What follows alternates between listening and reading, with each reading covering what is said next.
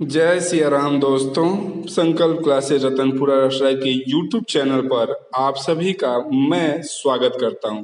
आज हम इस वीडियो में बात करने जा रहे हैं अयोध्या में श्री राम जन्मभूमि विवाद से लेकर भूमि पूजन तक की संपूर्ण जानकारियों के बारे में।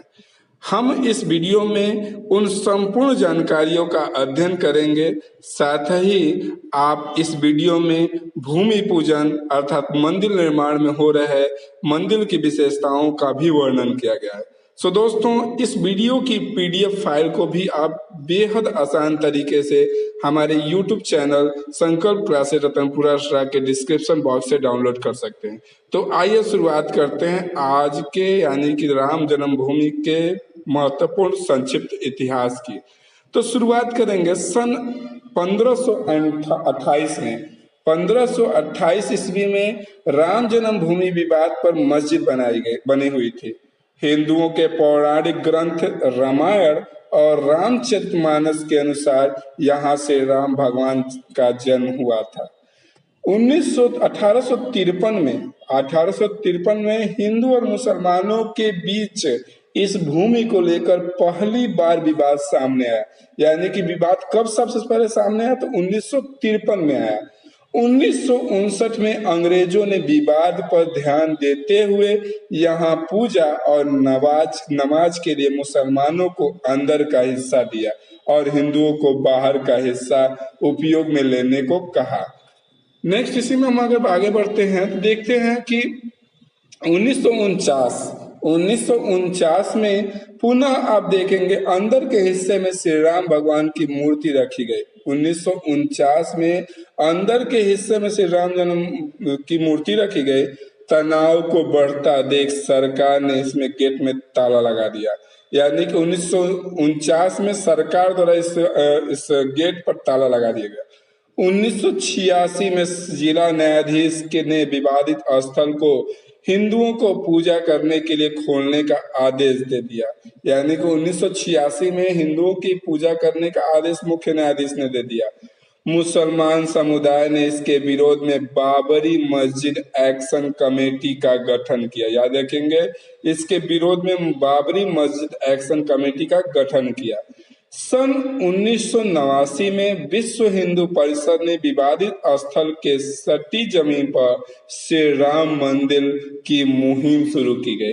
अर्थात विश्व हिंदू परिषद द्वारा जो मुहिम की शुरुआत की गई थी वो 1989 में ही कर दी गई थी। 6 दिसंबर 1992 को अयोध्या में बाबरी मस्जिद गिराई गई। याद रखेंगे, बहुत इंपॉर्टेंट चीज है। 6 दिसंबर 1992 को अयोध्या में बाबरी मस्जिद गिराई गई। परिणाम स्वरूप देशव्यापी दंगों में करीब 2000 लोगों की जानें गई। उसके 10 दिन बाद 16 दिसंबर 1992 को लिबान आयोग का गठन किया गया। आंध्र प्रदेश उच्च न्यायालय ने सेवानिवृत्त मुख्य न्यायाधीश MS लिबान को इस आयोग का अध्यक्ष बनाया गया। लिबान आयोग के 16 मार्च 1993 को यानी 3 महीने में रिपोर्ट देने को कहा गया था, लेकिन इस आयोग की रिपोर्ट देने में उनको 17 साल लग गए। सन 1993 की बात करते हैं तो सन 1993 में केंद्र ने इस अधिग्रहण को सुप्रीम कोर्ट के में चुनौती दी। यानी कि सबसे पहले 1993 में सुप्रीम कोर्ट में से चुनौती दी गई। चुनौती देने के वाले शख्स मोहम्मद इस्लाम फारूकी खान थे, मगर कोर्ट ने इनकी चुनौती को खारिज कर दिया।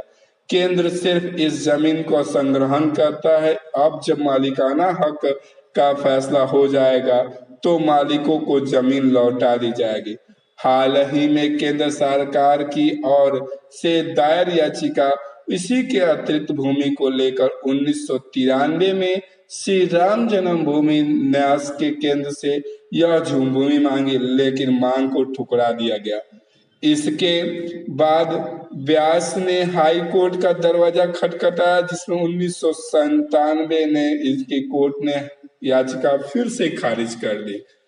आगे बढ़ते हैं तो आगे इसी में है 2002 की बात होगी। 2002 में जब गैर विवादित जमीन पर सब कुछ गतिविधियां हुई तो असलम भरे ने सुप्रीम कोर्ट की याचिका लगाई। 2003 में इस सुनवाई के बाद सुप्रीम कोर्ट ने यथास्थिति कायम रखने का आदेश दिया। अर्थात 2003 में सुप्रीम कोर्ट ने कहा कि जो जिस स्थिति में है वो ऐसी स्थिति में बना रहे। कोर्ट ने कहा कि विवादित और गैर विवादित जमीन को अलग अलग करके नहीं देखा जा सकता। सन 2009 में 30 जून को लिब्राहम आयोग ने 4 भागों में 7 पन्नों की रिपोर्ट तत्कालीन प्रधानमंत्री डॉक्टर मनमोहन सिंह और गृह मंत्री पी चिदम्बरम को सौंपा गया। जांच का कार्यकाल 48 बार बढ़ाया गया था। जांच का कार्यकाल जो था 48 बार बढ़ाया गया था। 31 मार्च 2009 को समाप्त हुई, यानी कि जो जांच थी वो 31 मार्च 2009 को समाप्त हुई। लिब्राहम आयोग का कार्यकाल को अंतिम बार 3 महीने अर्थात 30 जून तक बढ़ाया गया। 2010 में इलाहाबाद उच्च न्यायालय के लखनऊ पीठ ने निर्णय सुनाया जिसमें विवादित भूमि को राम जन्मभूमि घोषित किया गया।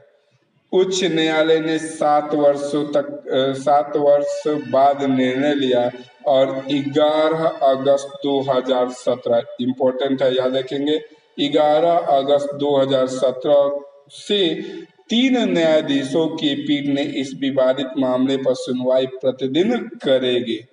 नेक्स्ट इसी में अगर आगे बढ़ते हैं तो सर्वोच्च न्यायालय ने कहा कि 5 दिसंबर 2017 को इस मामले की अंतिम सुनवाई शुरू की गई। सर्वोच्च न्यायालय ने कहा कि 5 फरवरी 2018 को इस मामले की अंतिम सुनवाई शुरू की जाएगी। इसी क्रम में हम आगे बढ़ते हैं तो आगे हम देखेंगे नई दिल्ली यानी कि 134 साल पुराने अयोध्या मस्जिद विवाद पर शनिवार को सुप्रीम कोर्ट ने अपना फैसला सुना दिया। चीफ जस्टिस रंजन गोगोई की अगुवाई में 5 सदस्यीय संविधान पीठ की सर्वसम्मति से यह फैसला लिया गया। इसके तहत अयोध्या में 2.77 एकड़ की पूरी विवादित जमीन से राम जन्मभूमि के निर्माण के लिए दी गई।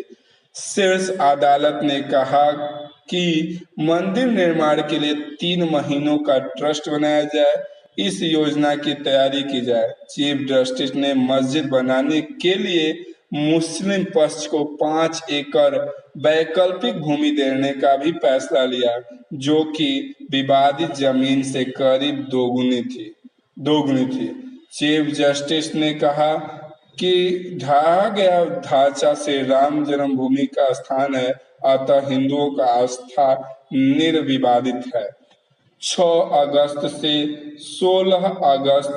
16 अक्टूबर तक इस मामले पर 40 दिन तक चली सुनवाई में सुप्रीम कोर्ट ने अपना फैसला सुरक्षित रख लिया।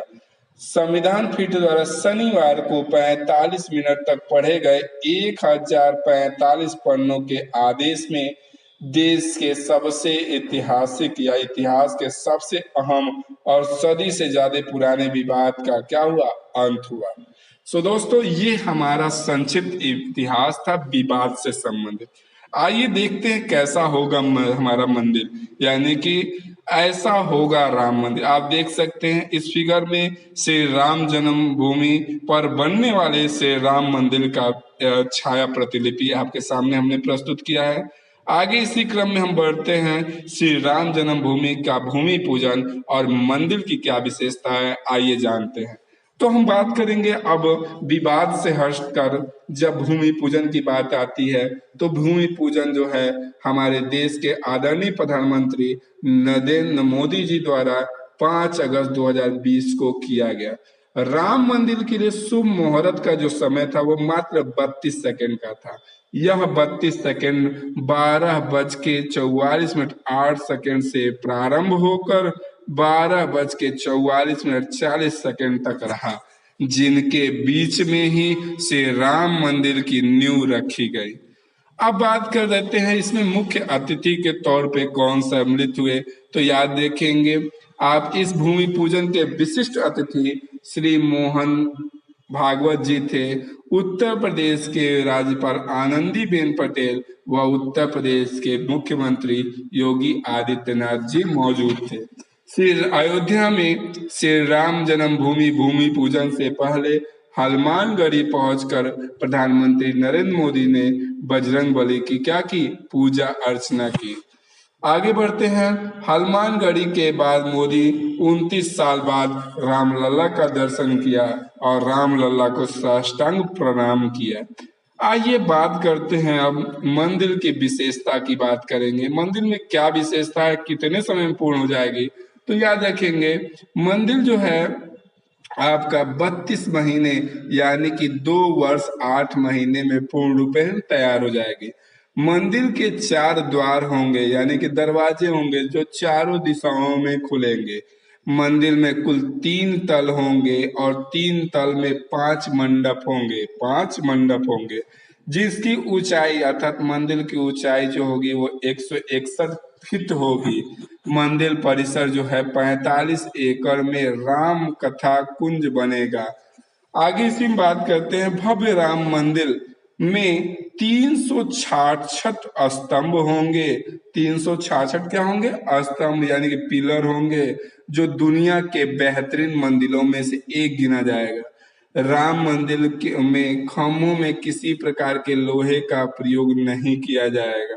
साथ ही इस मंदिर परिसर में धर्मशाला और गौशाला खोलने का भी प्रस्ताव रखा गया। सो दोस्तों, इस वीडियो में हमने राम मंदिर से संबंधित संक्षिप्त आपके सामने विवादों के बारे में भी जानकारी रखी।